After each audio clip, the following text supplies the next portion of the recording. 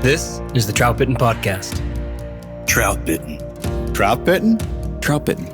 Troutbitten. Troutbitten. Yeah, Troutbitten. Troutbitten. It's about trout. Wild trout. This is Troutbitten.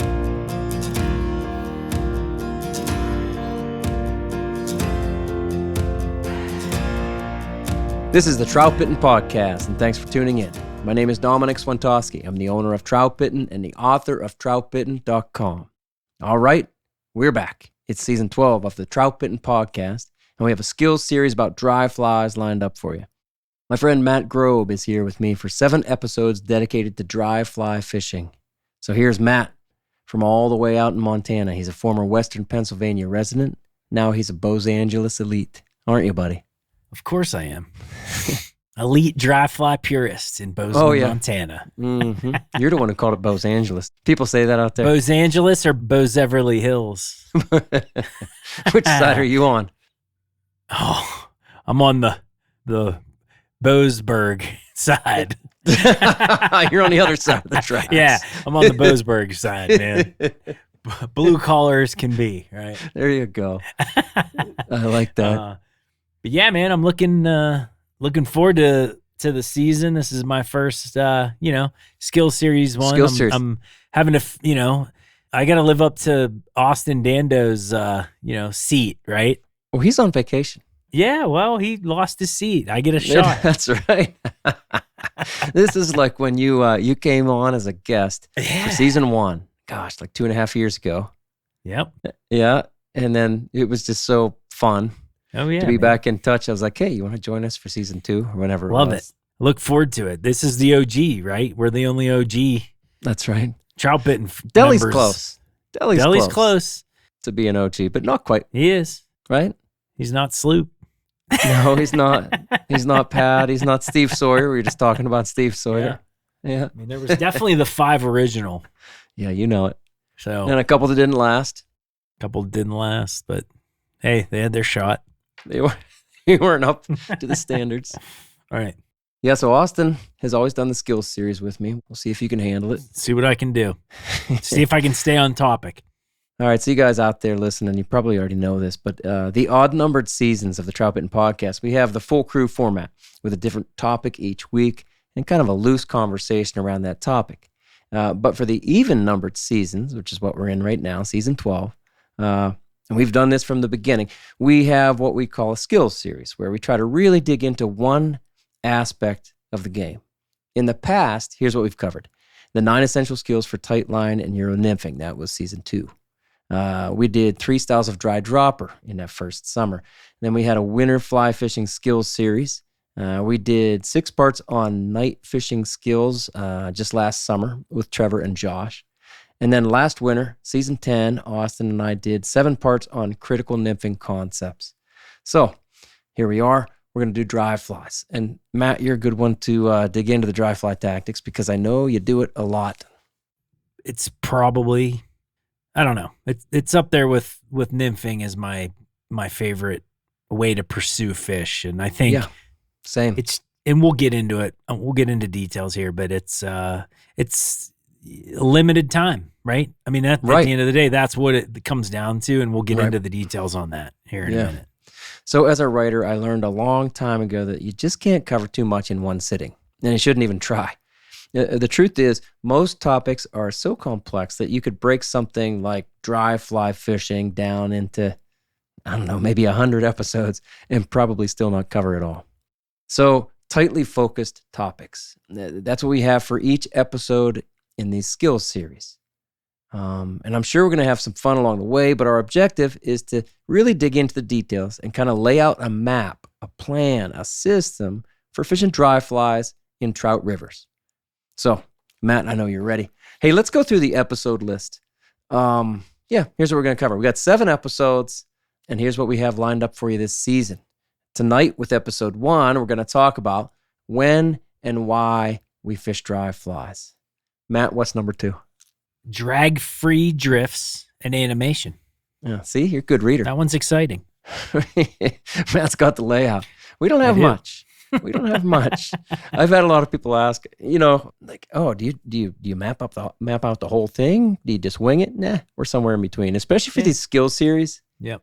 The idea is we really don't want to miss anything along the way. Seriously, we're trying to lay out kind of a system and a plan, the way we like to do things anyway. Yep. So we don't want to miss anything. So that's 2, like you said. And then the 3rd episode will be leader design. And for me, and we'll see where Matt is on this. Yeah. Yep. I feel like the leader is the most important thing in all of your gear. Sure.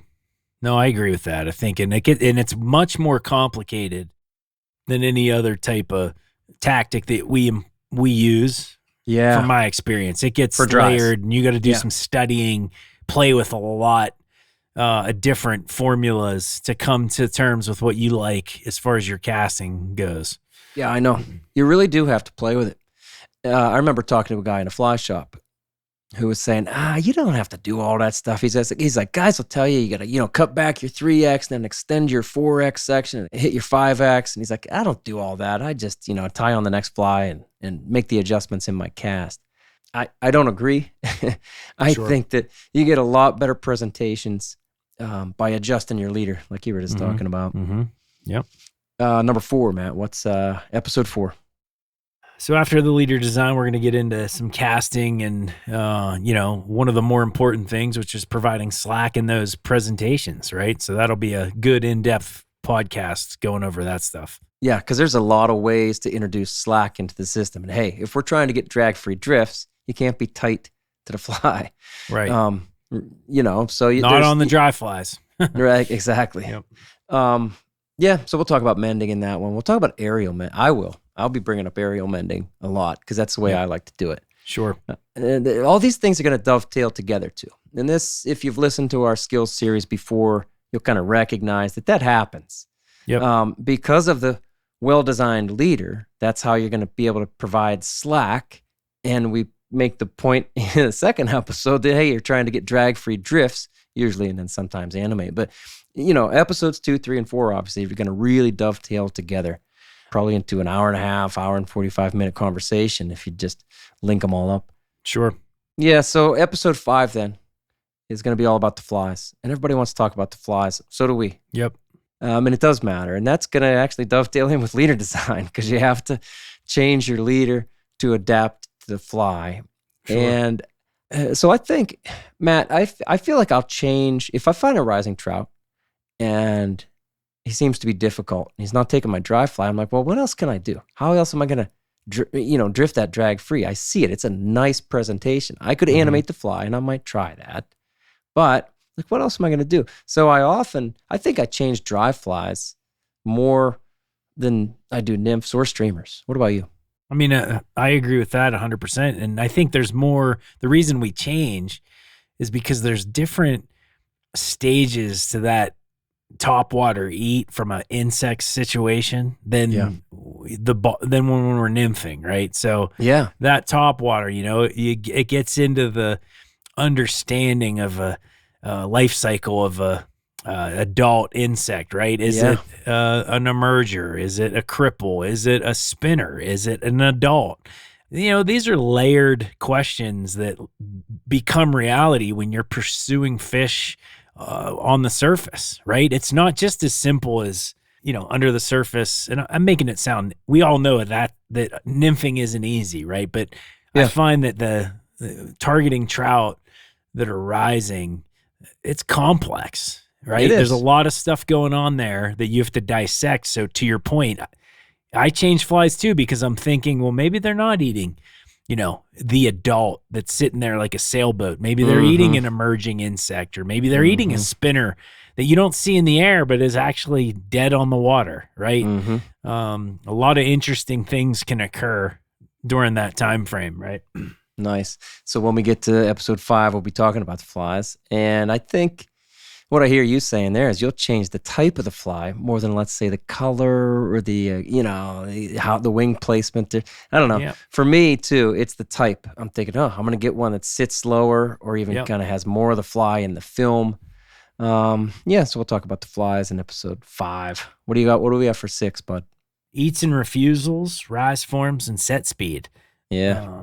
Yeah. And, that's, I'm sure you're seeing it back there right now, that time of year, right? Low water, clear water. Yeah. Some fussy trout. I'm fun. on the front end of it, right? Dumb trout, bigger water, haven't been pressured as much. So it's sure. a stage of the game and when we're getting out there to chase them.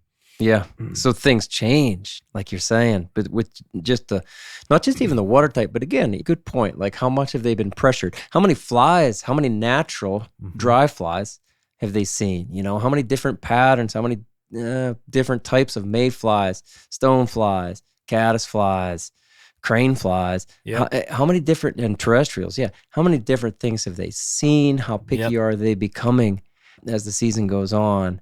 And you could tell a lot about, how you should respond by seeing how the trout are eating, what their rise form really is when they're coming up. And then, we'll talk about set speed. We did talk about setting the hook not too long ago on a podcast. Or was that a video? What's Deli's thing he says? Or is it maybe it's you? What do you say? You're supposed to say God save the Queen. God save the Queen. That's the UK thing. I like to say Browns suck. There's my easy rainbow. Boom! Set the Flyers suck. Flyers. Philadelphia Flyers suck. Hey, the Phillies aren't as good as the Pirates right now. Hey man, isn't that Pirates true? Just beat them 2-1, man. I know. I saw that. I love it. Buccos, baby. Let's go. Yeah, well, I can't even pretend to be a Pirates Me neither. fan. I know Paul Skeens. Yeah, right. I grew up. The Pirates were like in the background all the time. We were always listening to them on the radio, and when the games were on TV, they were always there. Like they were part of my childhood in the summer. Sure. What was the figures when we were growing up? What do you mean? The prominent figures that you could collect, sports figures. What were they called? What do you mean? Like Barbie dolls, bud? Well, no. Bobbleheads. No, it wasn't bobbleheads. That was before that. Baseball figurines. I don't know. I'll look it up. Baseball figurines. We'll see. You look it up. I'll go to topic number 7. Episode number 7 will be about fishing with dry flies. And, that sounds like, hey, shouldn't that be number 1? Shouldn't that be what we're talking about first? Just fishing with dry flies. But no, what we'll try to do with episode 7 is what we often do with these skills series. You can kind of try to get to the end of it and then say, all right, let's put it all together. And let's really go fishing with the dry flies, with all the things we just talked about. And then we'll kind of bring it together with like how we plan for the day, how we adjust and adapt to what the fish are doing. And, what's going to inform your decisions? Why will you make decisions to do what, when? How do we approach the water? All of that stuff. Again, man, we could probably have 70 podcasts instead of 7, And whatever. It leaves room for... It'll be fun. 5-10 years from now, you can take over Troutbitten, man. You can have Let's do it. Part 2. Part 2. I'm gonna retire. You should. I'm gonna go saltwater fishing with bucktails. There you go. Salt-bitten. I can see that in your future. I'll start salt-bitten. Yeah. Salt-bitten. Trash fish bitten. Oh yeah. Starting lineup. Starting lineup. The figurines. Remember Doug Drabeck, Andy Van Slyke starting lineup. They're just G.I. Joe dolls. Yeah, they are pretty much, but they were starting lineup. I used to collect them anyway. What did you just collect them? You don't play with them? No, my mom must have sold them and got paid for something because I don't have them anymore. No, I suppose you don't. Or else you wouldn't be in Bozeburg. You'd be in Los Angeles. That's right. Bozeburg.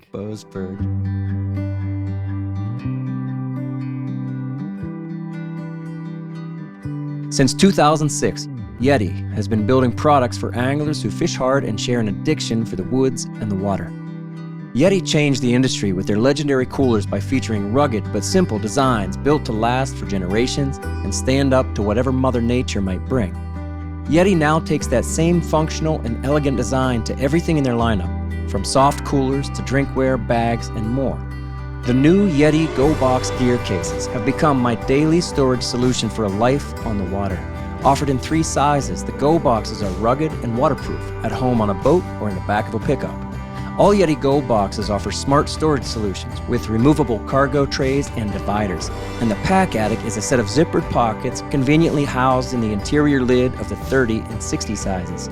Lockable, light, and nearly indestructible. I use the 15 size Go box for camera gear and the 30 size for organizing my reels, fly boxes, leaders, tippet, and everything else that keeps me fishing.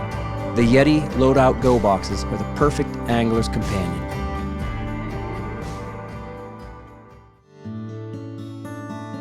For over a decade, Smith Creek has designed and built outstanding gear for the serious angler. Smith Creek's Rod Rack is the perfect solution to store up to 7 pre-rigged fly rods safely inside your vehicle. Each kit comes with 2 heavy-duty suction cups and 3 mounting methods. If your vehicle has bolt holes in the rear headliner, Smith Creek now offers free M6 eye bolts with your proof of purchase. The Smith Creek Rod Rack has been my choice for rod storage for the last 5 years because I prefer to keep my rods in the vehicle, rigged up and ready to go, without the need for a rod vault on the top of the vehicle. All Smith Creek gear is backed by outstanding customer service, no matter where or when you bought it. To stay up to date on their latest specials, follow them on Instagram at Smith Creek NZ. Quality you can depend on from a brand you can trust. Smith Creek. All right then.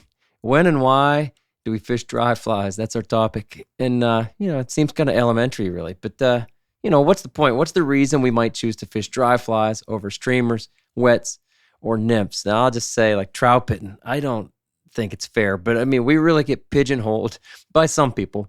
Sure. We're like, oh, you're nymphing, monorig, nymphing. Like, I get it. I've written about it a lot. We've talked about it a lot because that's where the questions come from. And it's really, there's a lot of misunderstandings around all that. Mm-hmm. And so I think it's kind of fun to be on the edge there and trying to explain stuff that a lot of people are not quite understanding, how we use a monorig and how versatile that standard build especially can be.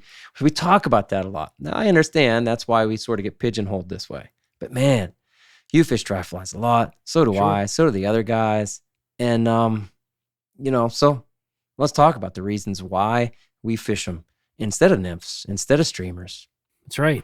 Real quick for me, just to start it off, I think when you look at everybody here, right, we're in pursuit of wild trout 12 months out of the year. No question. And I think our goals most days are to catch fish, to catch quite a few fish. And I think we also obviously take times to work on tactics that we might need to refine skills on when conditions or whatever. But for the most part, we're out there to catch fish. I know. So I think when you look at, there's a small part of the year where I would say the majority of the trout population's looking to eat dry flies at certain times of the day. Maybe not all day. Yeah. But certain times of the day, and that strategy or technique is going to catch more fish than nymphing, in my opinion. And so then, it just comes to why do we do it? Well, because it's going to be the tactic that catches the most fish. And if you don't know, I would say that it's one of the more complicated techniques to understand completely. If you're not understanding it and you don't try hard to learn it, you will walk away from the river that day with your head down. That's why I fish dry flies. Right on. You're talking about meeting the moment. That's what I think of it as. It's like, what do the trout want me to do? Like, okay, they're rising. I see rising trout, not just I call them one-timers when they come up once, but they don't come up again. And one-timers, okay, I might not be all that excited to get one fish who came up one time. Sure. But man, when you see rising trout, like that's what they're eating. They're eating on top. Let me figure out what it is. Let me give them a great presentation. Sure. That's meeting the moment. It's meeting the trout on their own terms. That's absolutely probably the most frequent reason that I choose to fish dries. And when you're out on the water often enough, you find that opportunity. I'm going to say a lot, but boy, not as often as we wish to, right? Sure. Small window. Yeah, I know. It really is. Small, relatively speaking, maybe 20% of the time. If I add up the whole year, the whole year round, man, 20% is probably even generous, right? It is generous, yeah. Right. Like how many days could I really feel like dry flies are even a viable option, let alone the best option, you know? When if you push it on those fringe seasons, right, you're probably like me, where you see the first, rises to midges, off a long winter, you might be like, I saw 4 rises today, right? You're not getting stoked to pursue the fish on dry flies yet. And then vice versa in the fall, you can absolutely have good days in the winter and in the fall. But like we both agree that the sweet spot there is late spring into summer, and that's when it's game on with the dry flies. So back to your point, I agree. It's either 15 or 20% of the angling year that you can really develop these skills to efficiently target fish on the surface. Yeah. And on those days where they are rising and then rising again, and you got, let's say you look upstream and you have 10 targets, 10, 15 targets, are actively rising fish. Like, my gosh, why wouldn't you want to put on the dries? Because it's fun. And then even those other days where, I only am seeing random rises, or even like right now, it's terrestrial season. We'll talk about that, I'm sure, here a little bit more, but I don't even see rising trout, but I know because of the water conditions, I can prospect with an ant pattern, something similar, and just prospect for trout. Like we talked about at the end of last season, was 11? Season 11, yeah. With the end of, season 11, we had prospecting for trout. And I said, it's my favorite time of year to do it. So I don't know if it's the best tactic at that point, but it's a really good one. And I don't even see rising trout, but I know I have a great shot. And it's just fun then. Is it actually the best tactic to catch the most and the biggest fish? I don't know, but it catches enough and it catches big enough and it's fun. And like you say, that window of opportunity only comes around, a small amount of time. Right. I don't know too many, I shouldn't say this. I guess I know more than I think of folks that don't enjoy throwing dry flies, although I'm starting to like come to terms with the fact that it's probably not the best tactic to target big fish, right? Fair. And I think a lot of guys don't choose to learn about it or educate themselves on it because they're more concerned about bigger fish, right? And so that part of their game, and I'd argue like you can absolutely catch big fish on dry flies. My biggest fish ever was on a dry fly, 26-inch wild brown trout, ate a size 16 Adams during a sulfur hatch. Yeah, that's it. I believe that. I do believe that, and it's opportunistic. And like you met the trout at its own terms that day. I got what lucky. It was eating, but like. I'm just saying, I think it gets overlooked in the current state of the industry. Yeah, right. And folks would rather, you're just going to catch small fish. And a lot of folks would argue, right, that dry fly fishing is the most pure form of the sport, right? And the original, English anglers, right, would fish only dry flies to only rising trout, right? And I'm not saying that's not what we do here, but I do get wrapped up. I think I come full circle. Yeah. We've talked about angler stages, and I'm back in the appreciation of dry flies. I just really enjoy fishing them when I can.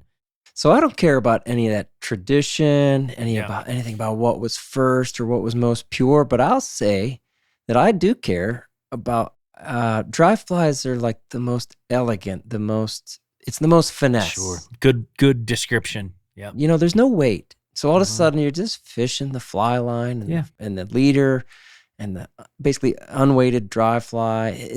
It is pure. And it's just, and I don't care about, we don't care about adding weight and all that stuff to nymphs and streamers. That's great. We love fishing that way. And there's a certain finesse with that too. But there is nothing like the feeling of fishing a dry fly. And that's what I mean by pure. It's just the way it feels in your hands and the way, it's just, again, I keep using the word finesse. I love that feeling. And even wet flies don't feel that way because they gather water and they're trying to go, you're trying to get them under the water. Yeah. And would you agree it's kind of a change up too, right? Because we're kind of grinding through the winter into spring. We're really honing in and doing the that's the most productive, which is usually nymphing. Yeah. And then it's like you get this small window to just let it go. And you can focus on this other tactic that's only going to be, there's only going to be so many weeks, whether that be high water or blowouts or whatever, right? You only have these small opportunities to really, have really good days with a dry fly. And I think that's what makes it special. It's hard to hit from a weather standpoint, condition standpoint. But when it all comes together, man, I'd argue I walk away from the river smiling the biggest when I have a really good day just fishing dry flies, right? I know.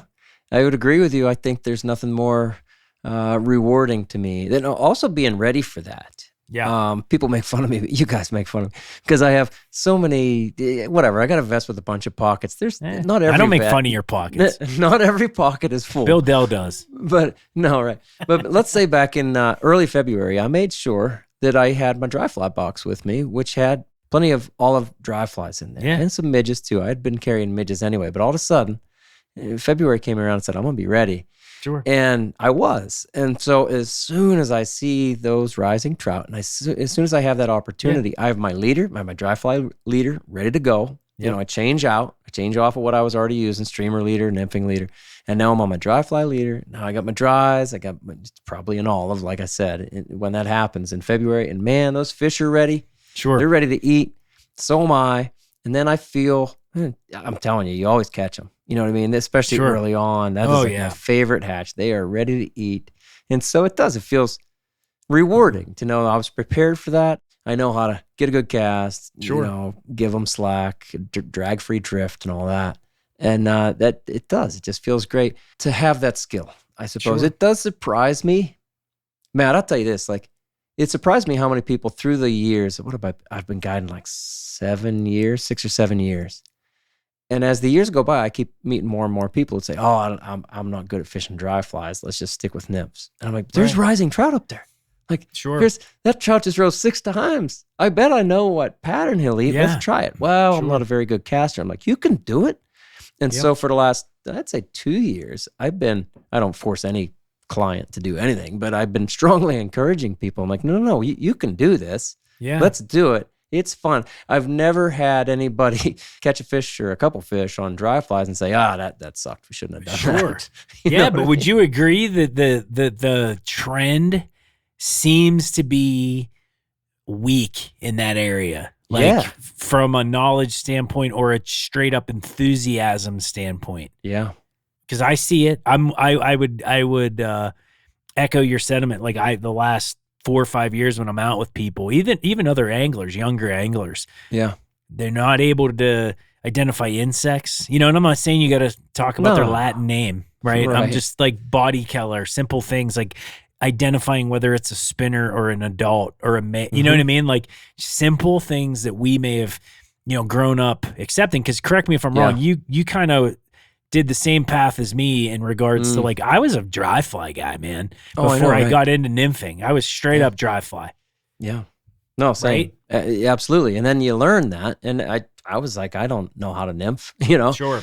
And what's a bobber? That's how you and I got into it. But so many people now are like you're saying, they're the opposite. And I think that there is a lot of, let's say, intimidation with the idea that I don't even know what they're eating. How do I match the hatch? And if you've been relying on weight to be casting, then all of a sudden you're like, whoa, I got to improve my cast. I don't have a dry fly cast. Do you think that that it's safe to say it's as challenging as any of the techniques that we use to catch fish?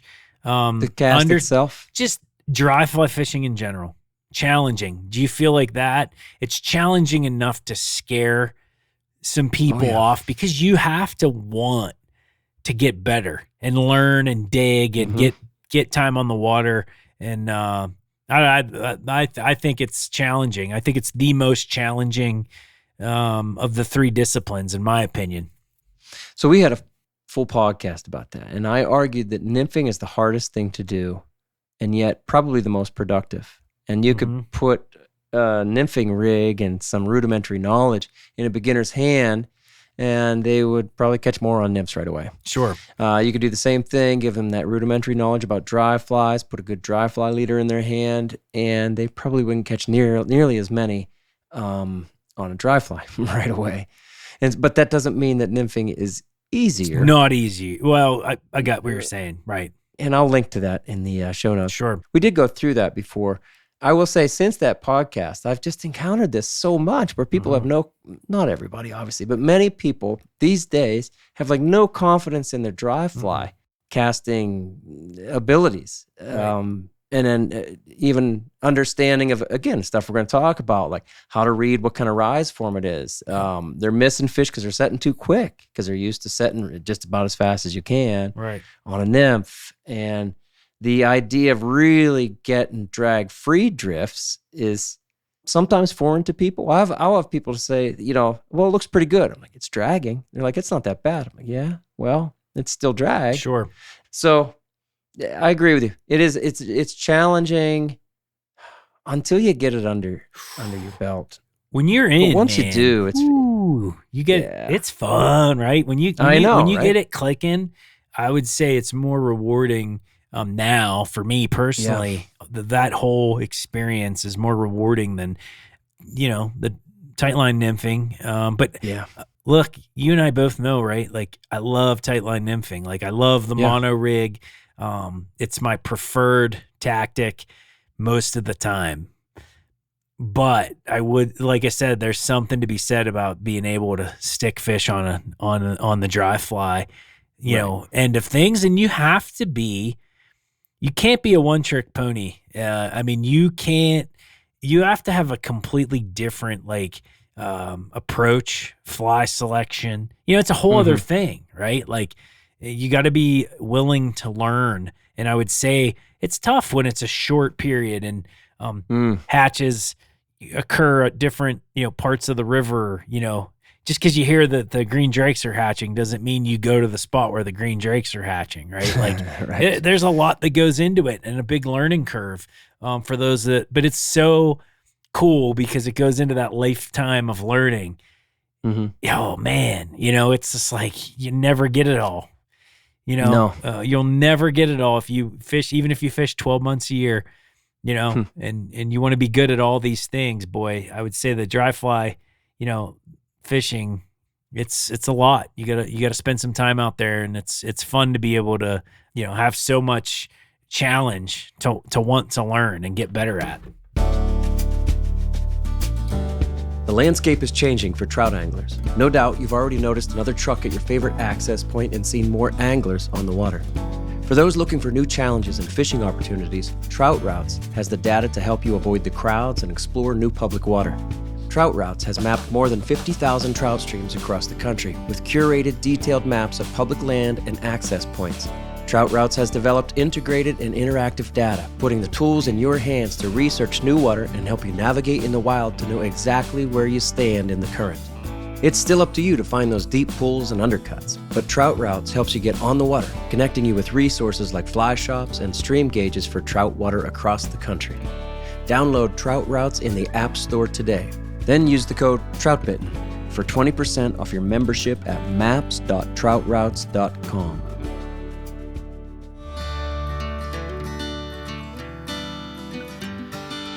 Whether it's after a fishing trip or at a backyard fire, you can bet the Troutbitten crew has a case of New Trail Broken Heels along with us. It's honestly our favorite beer. This hazy IPA is smooth and full-bodied. Hand-selected Citra hops lead to notes of bright clementine and juicy ruby red grapefruit. Broken Heels is a keeper. New Trail beer is proudly brewed in Williamsport, Pennsylvania, and delivered cold to your favorite craft beer retailer every week. At New Trail, it's not about being the best angler. It's about getting out there. So enjoy nature's moments and reward yourself for a day well fished with New Trail Broken Heels. It's Troutbitten's favorite beer. You just talked about when you're really dialed in how much fun it is. And to me, I love that there's not very many questions left because you can see it all. I can see success on top. I can see, hey, that's a great drift. Okay, drag free. Do I want to animate the fly? Maybe. But at least I'll be able to see my animations, see exactly what's going on because it's visible. That's the coolest thing, I think. about dry fly fishing, the whole thing is visible. And so then there are no questions in the back of my mind. Is this the right, is that a good presentation? It is a good presentation. Good. I got what I wanted to do. If you're fishing streamers, wet flies, or nymphs, you're never, well, maybe sometimes when you can see your streamer, but rarely when you're under the water are you as sure that your presentation is great as you can be about a dry fly. So that is what's fun, and that's why, especially when I'm prospecting with a dry fly and not necessarily just even fishing to risers, that I'll just cover water, keep moving, and have fun. Yeah, I would argue that it's as good of an electric take as anything. And I know streamer fishing's cool, but I still think that an explosive dry fly eat, or even a subtle, gulp from a big mature fish that you can see come up from the bottom is electric. It's so cool to see it happen, because you never really get that with nymphing. You do at times get it depending on your vantage point, with streamers and getting chased. But boy, I don't know, man. Every dry fly eat is in your face and pretty spectacular. I know. When we were in Patagonia, I just wanted to fish big dries for big fish, and it was possible. We had some really windy conditions and this and that. But that's fine. If the action got slow, the guides kept saying, "Oh, you want to put a dropper?" I'm like, "No, not really. Right. I don't want to fish dry dropper because it changes everything. Dry dropper's cool too." Yeah, right. I was like, "Nope." And I remember, asking Mati, who was the guide we had for the last 2 days. I said, "Do you think it's a viable option? Do you think this is possible?" We were using a cicada and sometimes a hopper, but the cicada is what got him. It's like a size 6 cicada. And I said, "Tell me the truth. Like, is this possible?" He goes, "Yeah, you got to cover water though. You got to keep putting it into spots, get a good drift, and then get to the next spot." I was like, "Dude, I can do that." Sure. And whatever. Each day we caught a fish that was over 20 inches. I mean, every day. Which is incredible. And almost all of those for me were on dry flies. Yeah. And like you say, you see that eat, especially with the big fish, and you go, "Ooh, here he comes. Oh, eat it. Yeah. Damn." Right. And then I said, electric. Yeah. I mean, it's, and even if you're in a boat, right, it's even, you get the whole crew that's watching it go down. Like it's a whole thing. Now, do you feel like it took you a while? I hear you saying you could cut the dry fly off. I would sit here and look at you and be like, "You know what, Dom? I'm okay doing that. Like, I'm okay bypassing fish at this stage of my angling career just to fish exclusively dries." But I also know folks that can't, they just literally can't not have nymphs in the water because that's where their confidence is. You know what I mean? Like, it's like a fear of missing out situation. Do you see? I see that though. I see that out here all the time, and I'm like, yeah, I'm okay. Like, I've caught a lot of fish in my life. I know. I do see that, Matt. I do. And I just think that it surprises me. Well, I guess maybe I'm surprised I've been alive this long to see as much. It surprises me. We're getting old, how dude. much. Right. No, just like how much things have changed. Oh, yeah. Like, that is not the way it used to be. It used to be the dry, the dry, I just fish dry flies. The dries only crew, that was a big crew out there, right? The majority. And right, absolutely, it was the majority, especially when you and I started back then. And it really has shifted. You're going to have pockets of streamers only guys and nymph only guys, wet fly only guys, dry fly. But we're just saying overall, yeah, I see that more and more. People almost feel, like you say, fear of missing out. I got to have a nymph on. Right. Hey, that's where they're eating. 90% of the what fish eat is under the water. It's probably more than 90%. Yeah, right.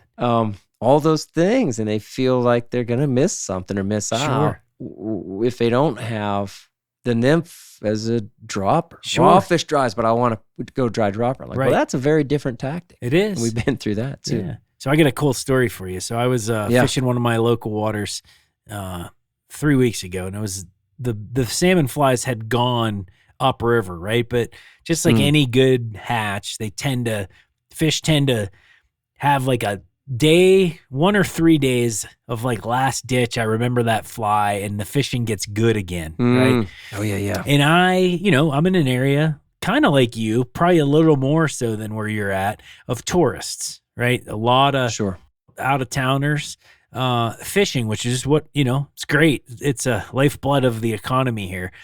But I'm on one side of the bank and I pass 4 different guys fishing. Bobber, streamer, nymph, bobber, right? I could see how they were fishing. And I'm on that other bank whacking fish, right? Single, big, old, chubby, just smoking fish, right? And there wasn't any big salmon flies, but that they still remembered that fly.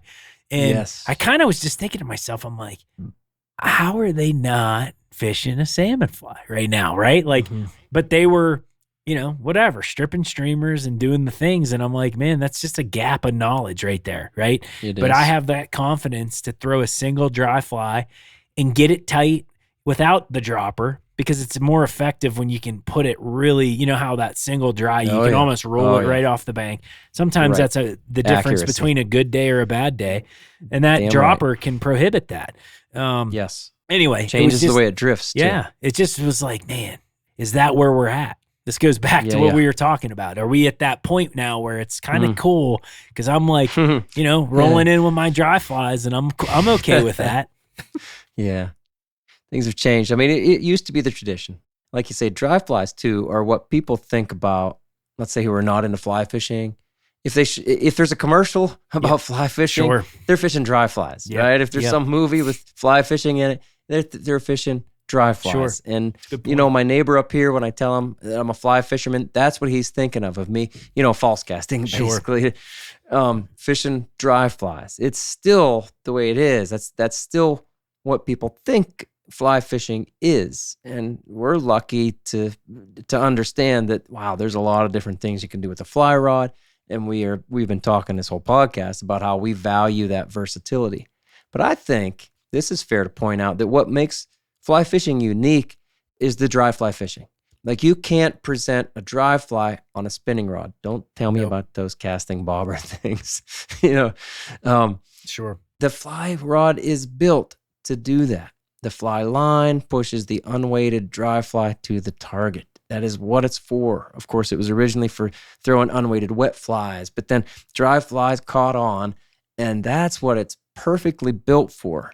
And that's a tradition you don't want to miss, but it's also just that ability, that uniqueness of the fly rod.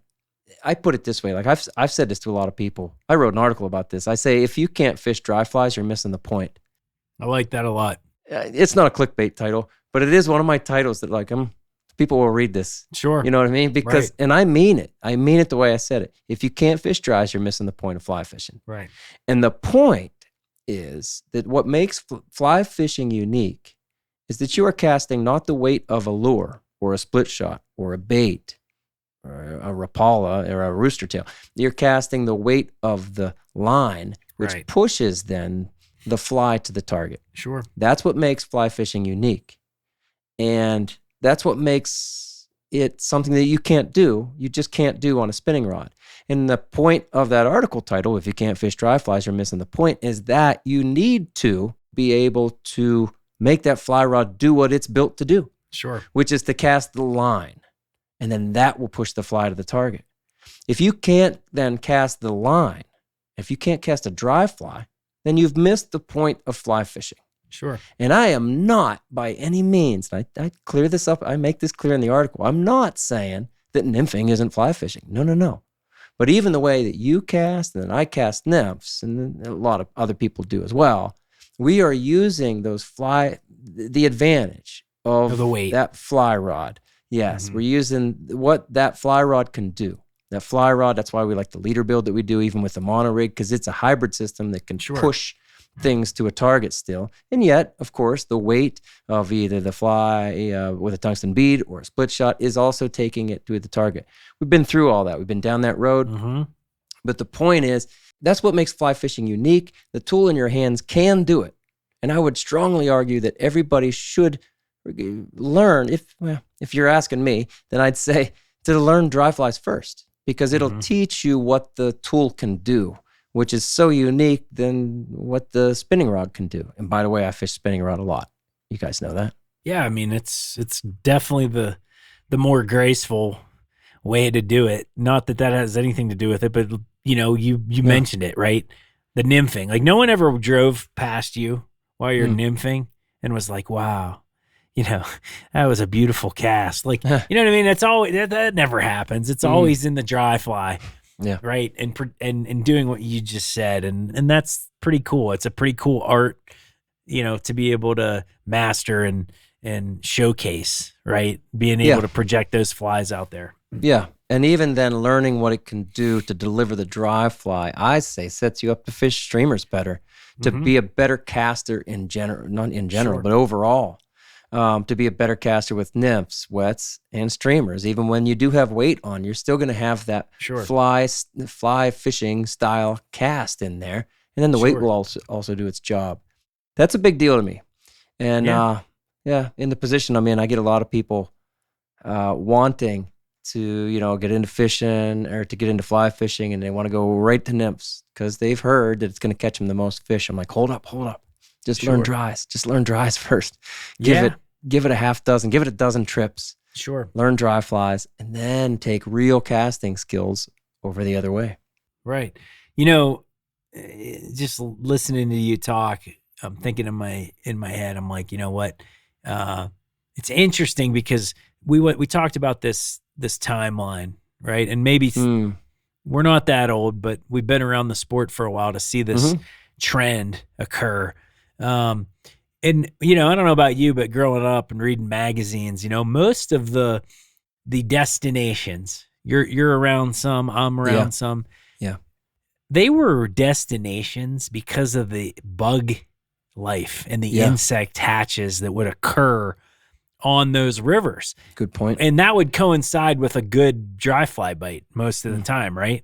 That's what our sport was all about. It was, I'm going to go to this river because of these prolific hatches. Wasn't the prolific nymph bite or necessarily the prolific streamer bite. It was always the prolific insect emergence. Would you agree with that? Oh, yeah.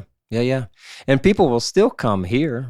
I'm sure they come to your area as well, expecting that they can chase that insect emergence and get them on top. And when you're lucky, it works out for you. Yeah. You brought up the green drake, and of course, people come from all over the world to chase that 10-day emergence of the green drake. Well, good luck.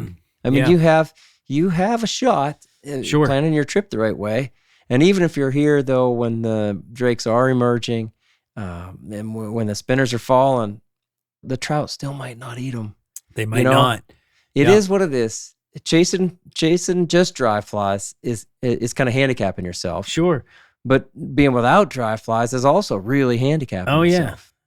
We talked about, originally, right? Why and when. Why and when do we fish dry flies? Yep. Part of the why, to me, too, is just what you mentioned. You get to visually see the smorgasbord of insects on the surface that you can't see when you're nymphing, right? And it's all there. Like it's all up on the surface for us to dissect and try to figure out what those fish are eating. That's pretty unique. Doesn't happen more than a couple months out of the year where you have these blanket hatches. And I argue, I've seen some prolific hatches out here, but where you're at right now, some of the most amazing nighttime spinner falls.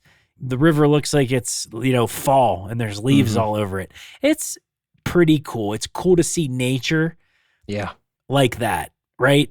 And you don't get that when you're nymph fishing or streamer fishing. Dry fly fishing, you get this sense of the incredible life cycle of bugs and how it's feeding the trout. That to me, I've always been a buggy guy, and I enjoy that part of it. And I think that gets overlooked often, even in our podcast, Dom. We don't mention that part of it too much.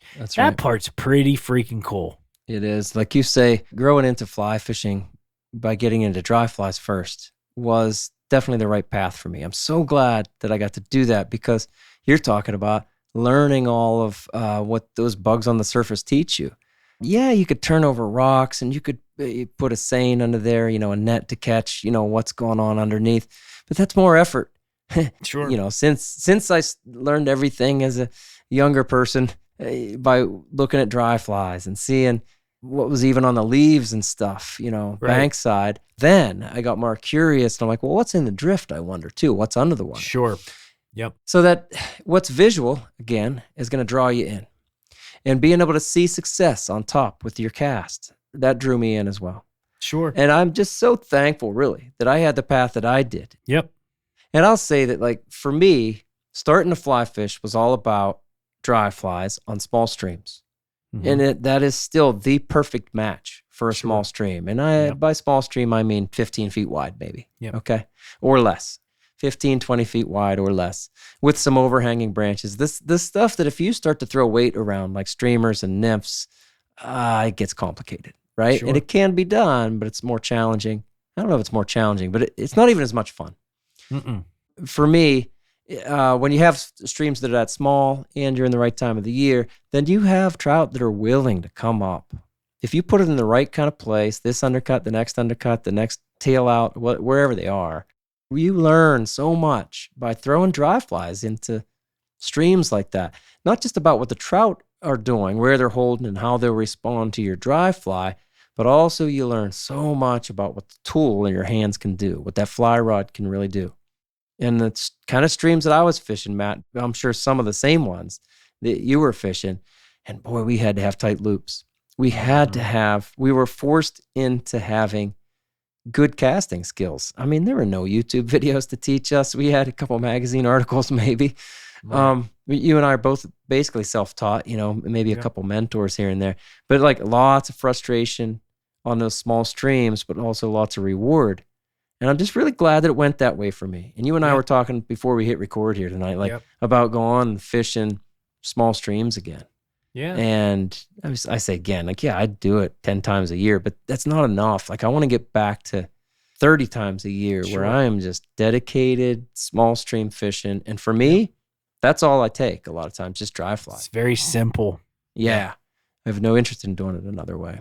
No, I'm with you. I'm out there, even right now, choosing, bee water just because it's dry fly friendly. The fish respond to it. And it's different out here, but similar in the sense of the window there for that type of thing is short, even for those trout to be opportunistic. And, they're maybe a little less fertile streams that you're talking about. And that, that time where you can wet wade and throw a dry fly is, like you said, special. And it's special for all the reasons we listed above, but maybe it's the most special just because of the, it's such a small window we get, life's so busy, and those bugs only hatch for so long, right? Mm-hmm. And so I always said, if I am fortunate to retire and I'm agile, I just want to take 2 months off and throw dry flies and wet wade. That's it. Chase fish. That's my dream, is just to be able to fish all the fun hatches, not do anything else and just throw dry flies. I think that brings me back to why how I got into the sport and what I love about it most. Well, you know what I'm doing this time next year is I'm throwing cicadas. Oh, I think I'm coming back for that. So you need to. I talked to my brothers already, so I think I'm going to sneak in. I know it's going to be crowded, but it doesn't matter. Yeah. It'll be fun. 17 years ago, it will have been 17 years ago. Yeah. And I've been looking forward to it for 16 years at this point. And who knows what I'll be like 17 years from then. Mm-hmm. And I'm going to make the most of it. Like you said, it's special. And it's only going to literally only happen once every 17 years. I got 2 left in my life. I don't have 3. Sure. I don't have 3 of those cicada events. I got 1 coming up next year. And I'm going to make the time and do it. No doubt about it. That's so cool. I mean, it is. That's just like back to that bug life cycle and how neat that is. Yeah. To be able to drive the fish crazy and be able to chase it with an artificial pattern and full of fish. And, it's pretty cool, man. The whole thing. Told you I took my daughters out onto the creek today just to kill some time, and we caught fish, and it's just fun.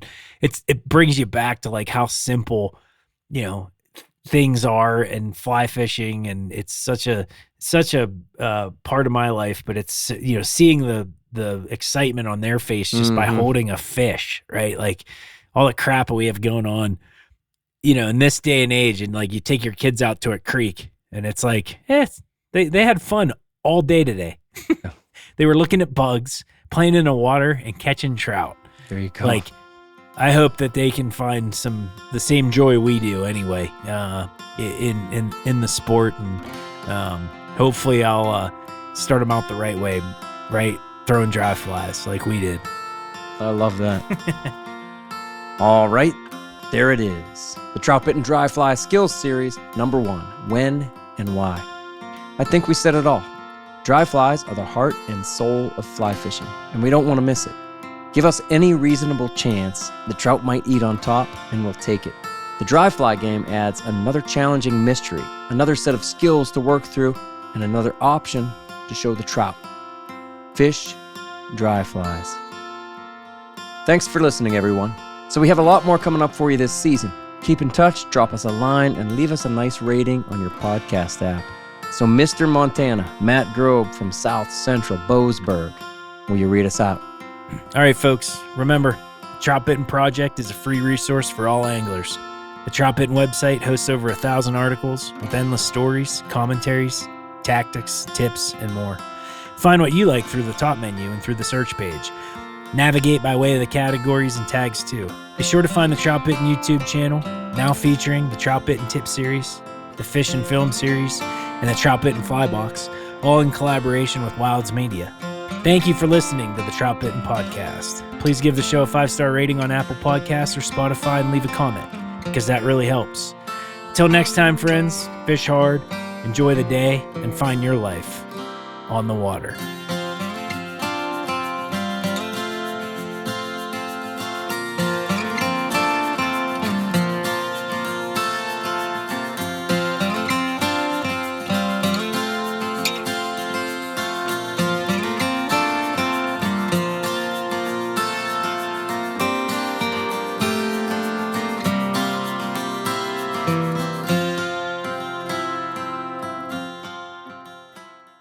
I've always been a buggy guy. You're supposed to say, God save the Queen. God save the Queen. Set.